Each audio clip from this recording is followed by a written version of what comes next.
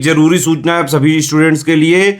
Study for civil services का Android app Google play store में आ चुका है, उसको प्लीज तुरंत इंस्टॉल कर लीजिए।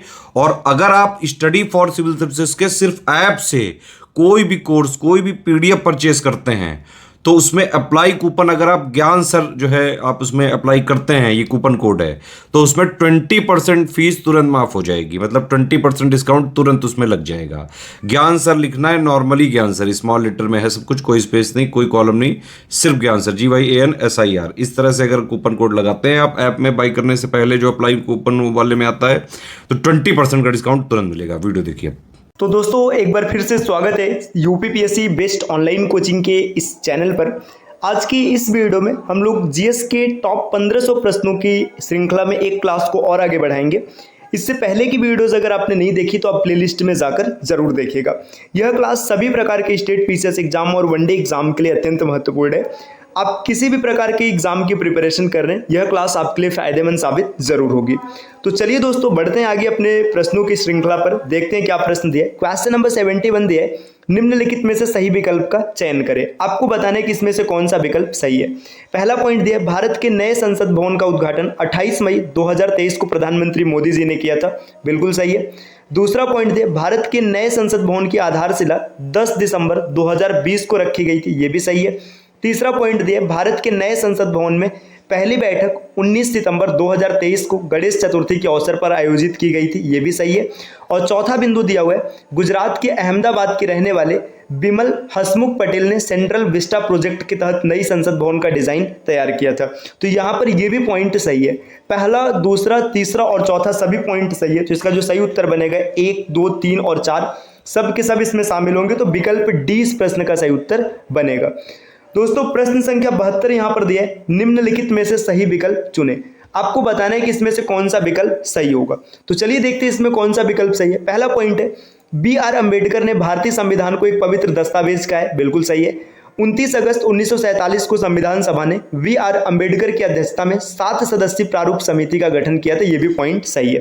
पहला और दूसरा सही है। तीसरा पॉइंट दिया, भारतीय संविधान को तिरुविल्लारे थट्टई कृष्णामाचारी ने क्वासी फेडरल कहा था। देखिए क्वासी फेडरल कृष्णामाचारी ने नहीं कहा था, ये कहा था वेयर ने। तो यहाँ पर ये गलत हो जाएगा। केसी वेयर अगर दिया रहता तो सही होता। चौथा बिंदु दिया है, राज्य के नीति निर्देशक सिद्धांतों को कन्हैयालाल मानिकलाल मुंशी ने लक्ष्यों और आकांक्षाओं का घोषणा पत्र कहा था। तो देखिए ये भी वेयर ने कहा था, इन्होंने कन्हैयालाल जी ने नहीं कहा था। तो ये चौथा पॉइंट भी गलत है। पहला, दूसरा, तीसरा और चौथे में से सिर्फ 2 पॉइंट से पहला और दूसरा। तो इस क्वेश्चन का जो सही उत्तर बनेगा हो जाएगा केवल 1 और 2, विकल्प 1। प्रश्न संख्या 73 को देखते हैं। इसमें क्या दिया हुआ है, निम्नलिखित में से किस अनुच्छेद के अंतर्गत एक दक्षिण पश्चिमी राज्य के संबंध में विशेष प्रावधान किए गए। आपको बताना है किस अनुच्छेद में ऐसा प्रावधान किया गया। तो अनुच्छेद ये है 371 का घ या 371 डी इस प्रश्न का सही उत्तर बनेगा। विकल्प डी इस क्वेश्चन का सही उत्तर बनेगा। और दोस्तों इसमें राज्य कौन कौन से, तो तेलंगाना और आंध्र प्रदेश, ये याद रखिएगा, इन्हें विशेष उपबंध दिए गए हैं। अगले प्रश्न पर आते हैं। अगला प्रश्न यहाँ पर क्या दिया गया है, क्वेश्चन संख्या 74 है, सही विकल्प चुने। आपको बताना है कि इसमें से कौन सा विकल्प सही होगा। पहला पॉइंट दे, 11वीं अनुसूची के अंतर्गत पंचायत की शक्तियां, प्राधिकार और जिम्मेदारियां शामिल है। बिल्कुल सही है। पॉइंट दूसरा दिया है, 11वीं अनुसूची के अंतर्गत 28 विषय। देखिए जो 11वीं अनुसूची है इसमें 29 विषय है, न कि 28 विषय है, तो ये पॉइंट गलत हो जाएगा। तीसरा पॉइंट यहां पर दिया है, 11वीं अनुसूची को 1992 के 73वें संविधान संशोधन अधिनियम द्वारा जोड़ा गया था। बिल्कुल सही है। नेक्स्ट दिया, भारतीय संविधान का अनुच्छेद 243(6) 11वीं अनुसूची से संबंधित है। यह भी सही है। तो दूसरा गलत है, बाकी पहला, तीसरा और चौथा सही है। इस क्वेश्चन का सही उत्तर जो बनेगा यहां से विकल्प सी इसका सही उत्तर हो जाएगा। केवल 1, 3 और 4 फॉलो करते हैं। प्रश्न संख्या 75 दिया, निम्नलिखित में से सही विकल्प का चयन करें। आपको बताना है कि इसमें से कौन सा विकल्प सही है। पहला पॉइंट दिया, अनुच्छेद 243(b) पंचायतों की संरचना। तो देखिए पंचायतों के गठन की बात करता है, न कि संरचना की, तो ये गलत हो जाएगा। नेक्स्ट दिया है 243(q) नगर पालिकाओं की संरचना। जो नगर पालिका की संरचना है ये 243(x) में है, तो ये तो गलत हो जाएगा। अगला दिया है 267 आकस्मिकता निधि। बिल्कुल सही है। अनुच्छेद 280 वित्त आयोग, ये भी सही है। तो 3 और 4 यहां पर सही हो जाएगा। विकल्प सी इस क्वेश्चन, विकल्प बी इस क्वेश्चन का सही उत्तर बनेगा, 3 और 4। अगले क्वेश्चन पर आते हैं दोस्तों, क्वेश्चन नंबर 76 में यहां पर दिया हुआ है, निम्नलिखित में से सही विकल्प का चयन करें। आपको बताना है कि इसमें से कौन सा विकल्प सही होगा।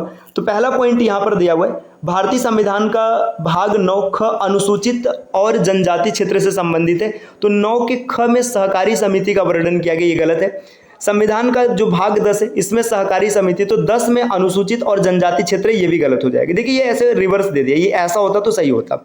संविधान का जो भाग 1 है संघ और उसका राज्य क्षेत्र, बिल्कुल सही है। संविधान का भाग 15 निर्वाचन, ये भी सही है। तो इसमें सिर्फ तीसरा और चौथा सही है। विकल्प जो बनेगा विकल्प बी बनेगा, केवल 3 और 4। क्वेश्चन नंबर 77 यहाँ पर दिया, 1947 में गठित स्वतंत्र भारत की पहली कैबिनेट के संबंध में सही विकल्प चुने। जो स्वतंत्र भारत का पहला कैबिनेट बनाया गया था, तो उसमें सही आपको बताना है क्या दिया है। जान मथई रेलवे और परिवहन विभाग, बिल्कुल सही है। आर के षडमुखम शेट्टी वित्त विभाग, ये भी सही है। बी आर अम्बेडकर, इनको विधि विभाग दिया गया था, ये गलत हो जाएगा। और जगजीवन राम को श्रम विभाग दिया गया था, तो ये भी गलत हो जाएगा। पहला और दूसरा सही है दोस्तों, बाकी आगे जितने दिए गए हैं सब गलत है। तो इसका जो सही उत्तर बनेगा विकल्प ए बनेगा, 1 और 2। अगले प्रश्न पर आते हैं। प्रश्न संख्या 78 दिया है, निम्नलिखित में से कौन से राज्य वर्ष 1990 में गठित कावेरी जल विवाद न्यायाधिकरण के अंतर्गत आते हैं। आपको बताना है कि कावेरी जल विवाद के अंतर्गत कौन कौन आते हैं। कर्नाटक, केरल और तमिलनाडु, इन्हीं 3 राज्यों के बीच ये कावेरी जल विवाद है। तो यहाँ पे इसका सही उत्तर बनेगा विकल्प ए। अगले प्रश्न पर आते हैं। प्रश्न संख्या दिया हुआ है 79, निम्नलिखित में से कौन से केंद्र शासित प्रदेश उत्तरी क्षेत्रीय परिषद के अंतर्गत आते हैं। उत्तरी क्षेत्रीय परिषद के अंतर्गत किसे किसे शामिल किया गया। दिल्ली है, चंडीगढ़ है और लद्दाख भी है। ऐसे समझिएगा ना, ये पुडुचेरी, ये साउथ का भाग है। जब साउथ का भाग है तो नॉर्थ में आएगा ही नहीं। तो विकल्प 1, 2 और 3 इसमें होगा। तो इसका सही उत्तर बनेगा विकल्प बी। अगले क्वेश्चन पर आते हैं। क्वेश्चन नंबर 80 दिया है, निम्नलिखित में से किन राज्यों में द्विसदनी विधानमंडल विद्यमान है। तो द्विसदनी विधानमंडल किसमें किसमें विद्यमान है। उत्तर प्रदेश है ना, पश्चिम बंगाल यहाँ पर भी है, महाराष्ट्र यहाँ पर भी है, बिहार में भी है और मध्य प्रदेश की बात करेंगे तो प्रश्न संख्या 80 दिया है, निम्नलिखित में से किन राज्यों में द्विसदनी विधानमंडल विद्यमान है। देखिए भारत के सभी राज्यों और केंद्र शासित प्रदेशों में सिर्फ 6 राज्य ऐसे हैं जिनमें द्विसदनी विधानमंडल विद्यमान है। उत्तर प्रदेश में है, पश्चिम बंगाल में नहीं है, महाराष्ट्र में है, बिहार में, मध्य प्रदेश में नहीं है। तो इसका सही उत्तर बनेगा 1, 3 और 4। तो ये विकल्प है, इसका उत्तर बनेगा। हाँ, आपको कमेंट करके बताना है कि बाकी जो 3 और राज्य हैं वो कौन कौन से हैं। तो दोस्तों ये आज की क्लास रही, हम लोगों ने कुछ प्रश्नों का डिस्कशन किया है। इस प्रकार के वीडियोस आप लगातार प्राप्त कर सकते हैं। इसके लिए आपको यूपीपीएससी बेस्ट ऑनलाइन कोचिंग के इस चैनल को सब्सक्राइब करना है। और अगर आप टीम के पेड कोर्सेज से जुड़ना चाहते हैं पीसीएस के कंप्लीट प्रिपरेशन के लिए, तो इन दिए गए नंबर पर आप कॉल या व्हाट्सएप करके टीम के पेड कोर्स से जुड़ने की प्रक्रिया समझ सकते हैं। ये ज्ञान सर का व्हाट्सएप नंबर है, आप यहाँ से व्हाट्सएप के माध्यम से भी जानकारी प्राप्त कर सकते हैं।